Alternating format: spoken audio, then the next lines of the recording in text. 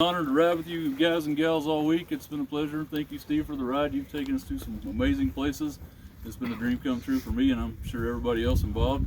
We're obviously at a very interesting historical site today. You can't tell the story of Tombstone without Wyatt Earp, Doc Holliday, and Johnny Ringo, of course. In July of 1882, Ringo's body was found here in the crook of this tree, and from my understanding, it was on the back side of the tree. This limb here used to be standing, and it created like a fork, and his body was on the back side of the tree when he was found. And he had a revolver in his hand, and the barrel was hung up in his watch chain. He had a hole in the right temple. I think his gun belt was buckled on upside down. His boots were missing, and his feet were wrapped in cloth. His horse was later found, I've heard 4 miles away on a neighboring ranch out here. So there's many mysteries involving Johnny Ringo's death that we're never going to have the answer to. There's probably as many opinions about it as there is facts. Some people say Wyatt Earp killed him. Some people say Buckskin Frank Leslie killed him. And there's even a new book out by Mr. Hogue, I believe the last name is, who poses the idea that the guy who found him killed him, John Yost. Oddly enough, there's a connection. Ringo was famous for being involved in the Mason County War in Texas. And in this book, he goes back and shows how they were antagonists. They fought on opposite sides of this war in Texas. So John Yost and John Ringo definitely knew each other and probably definitely hated each other. So that's as latest possibility I've heard, that maybe Yost killed him, the guy that found him, maybe he's the one that actually killed him. And the original coroner's verdict was suicide. It was ruled as a suicide. But so that's just kind of whatever your opinion is. I don't claim to have an expert opinion on that. I'm open-minded. I lean toward the suicide. I think he killed himself, but that's just my opinion. But yeah, it's an honor to be here. Thank you, Mr. Shaw, for bringing us all out here today. Last time I visited this site was in 2018. Obviously, the landowners have created a nice chain link fence around it, probably to protect their private property a little better.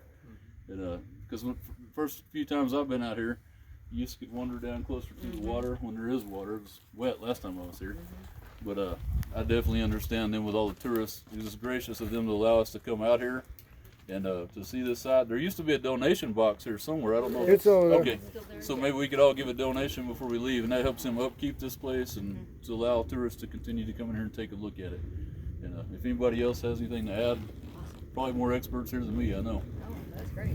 But Well, I have a question. Thanks, Lucas. yes, Thank sir. you, Lucas. Do you know where the location of Galeyville is? I have never been there, But do you have a general vicinity? is it? I believe it was that way. Is that correct? Yes. That was my understanding. What I've been told. Yeah.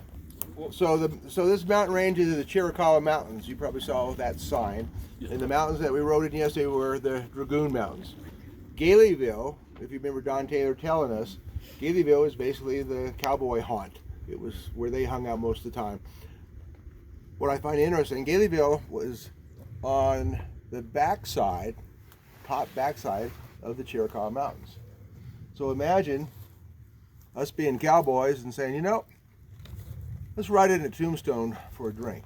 Yeah. You see the distance we just came? Hey, Steve, I got a question. It was no. Yes, Craig. What is the distance between Galeyville and Tombstone?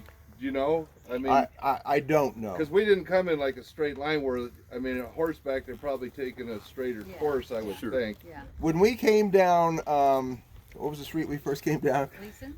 Gleason. Gleason Road? It's paved now. 12 years ago and stuff, when we used to do this, it wasn't paved. It was just as bad as Middle March Road was yesterday.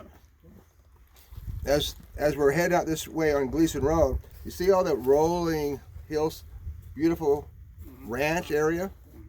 Well, we used to ride over there. We used to get permission from Arizona State Land Trust and the ranch owners. And we used to make a very valiant attempt, and Buffalo Jake, wherever you are, Right there? you were with me. We tried to ride out to South Pass. South Pass is out the southern tip of the Dragoon Mountains, and that's where Wyatt and his posse killed Florentino Cruz. And I had been jeeped out there, but the horseback ride itself was horrendous. You could actually get out there and back in one day. But we tried. We knocked down fences. We went to a electric fence one time with Troy standing on it with his leather boot and said, "Don't let your horse touch that," and your horse touched it. You won't. We have been all over this countryside. there's a driveway. You saw mailboxes if you had noticed, just down the road, maybe about a couple hundred yards, and there used to be a. I want to call it a guest ranch, but it really wasn't a ranch. It was more for meditation, and they had weddings there. And one year, because I know we did this on our 5th anniversary, we had dinner there. So what we did was we rode. So 2 years, 1 year we had dinner there, and then we must have closed them up because they're closed after that. It was really nice outdoor white tablecloth. They used to do a lot of weddings, so they basically did a wedding for all of us without any ceremony. And I hired a local guy, and we actually rode into the Chiricahua Mountains. So when someone has asked me before, would it be cool to do this? Would it be cool to do that? We've done all that. But logistically, sometimes it's difficult, especially when you see Troy's big, huge rigs and all that. Mm-hmm. But we try to do it all at one time or another. And when the feedback is, "Oh my God, that ride was killing me," sometimes we'll stop doing it. And also, my understanding, John Yost, when he found Johnny Ringo, was traveling on a wagon road to Galeyville, I believe. You can correct me if I'm wrong on that. Now, I don't know. I've always assumed that the wagon road maybe roughly followed the modern road there. I mean, I may be incorrect about that. So, but evidently he's seen the body sitting over here in the tree, and Mr. Yost pulled over to check it out and realized that it was Johnny Ringo had killed himself. And as I previously stated, they supposedly knew each other in Texas. Kind of an odd turn of events. And I believe I've read somewhere that the family that owns this property, back then, their descendants, I think it's still the same family, had heard a gunshot about 3 o'clock on the previous day. So if it was suicide, or if it wasn't, it could have been the gunshot that killed Johnny Ringo. So well, originally when we were putting this ride together, Marcia and I would go over here and we meet Jerry Sanders. And God, he seems like he was 85, 90, I think, back then. But his mother was still alive too. And he said to me, "Want to know who really killed Johnny Ringo?" I go, "Yeah, my grandfather." Wow. He goes, "That son of a bitch kept coming on our property all the time, drunk as hell." And he told him, "You get off my property, I'll shoot your ass."